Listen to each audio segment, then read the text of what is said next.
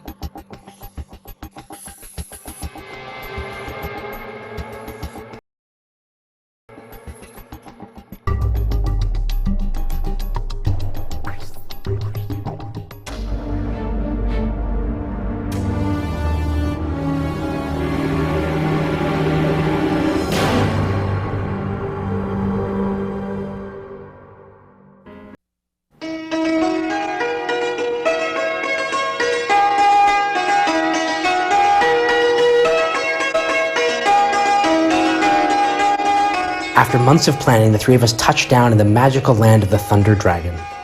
Arriving in the morning from my Singapore home, we hit the ground running, touring the famous 7th century Kyushu Lakang, climbing the stairs to the massive and imposing 17th century Rinpung Zong, and hiking together through the forest with clear views of the Paro Valley below, to the 14th century Zuri Zong, visiting with a lone monk who calls this ancient watchtower home.